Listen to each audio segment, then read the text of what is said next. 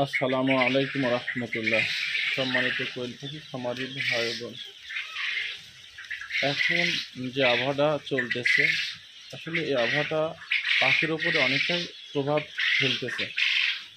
অনেক খামার থেকে ফোন আসতেছে, এবং নিজের খামারেও যে হচ্ছে না তা নয়, নিজের খামারে যদি হয় আগে থেকে অ্যালার্ট থাকতেছি।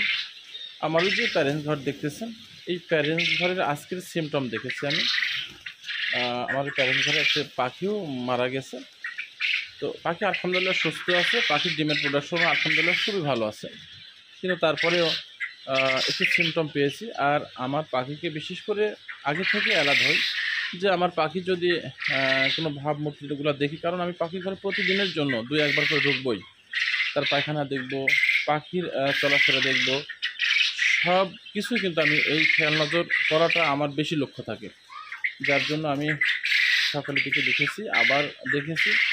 তো যে বিষয়টা আমার প্যারেন্টস পাখির জন্য পেয়েছি, সেটা আমার পাখির ঠান্ডা চলে আসছে এবং শরীরে হালকা জ্বরও আসছে। যেহেতু আবহাওয়াটা বলতেছি, এই আবহাওয়াটা পাখির ওপর অত্যন্ত প্রভাব ফেলতেছে। যদিও আমি অ্যালার্ট থাকি, তারপরেও আমার যে হবে না তা নয় কিন্তু।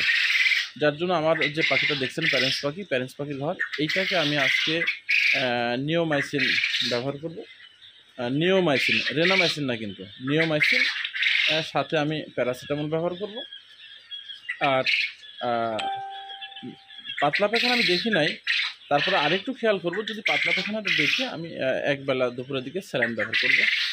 তো এই বিষয়গুলো যে আমি আপনাদের কাছে তুলে ধরি, তো নতুন খামারিরা আসলে খামার বিষয়ে তো তারা ওরকম অবগত না, ওরকম বোঝেও না। যার জন্য তাদেরকে একটু অ্যালার্ট করার জন্য, তাদেরকে একটু স্মরণে নিয়ে আসার জন্য, যাতে এত কষ্ট করে খামার করতেছে, পাখি নিতেছে, আসলে তারা না জেনে না বুঝে তার পাখিগুলো নষ্ট হচ্ছে।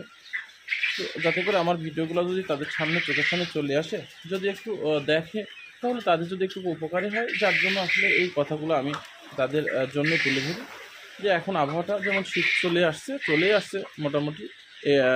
বিশেষ করে যার জন্য পাখির দিকে একটু যদি তারা খেয়াল করে, অথবা যদি না বুঝে, অভিজ্ঞ কারো কাছ থেকে যদি জানে বুঝে দেখে নেয়।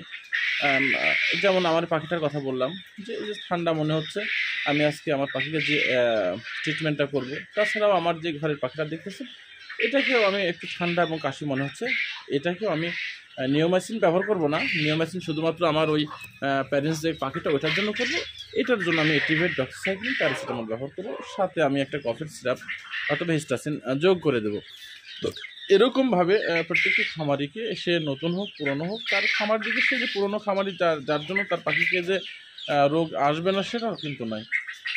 এজন্য এতটুকু ভুলের কারণে, আপনার খেয়াল নজর না করার কারণে আপনার পাখিটা আসলেও একটু ক্ষতি, একটু না অনেক ক্ষতি হয়ে যেতে পারে। যার জন্য আপনার পাখির দিকে খেয়াল নজর রাখুন। আসসালামু আলাইকুম রহমতুল্লাহ।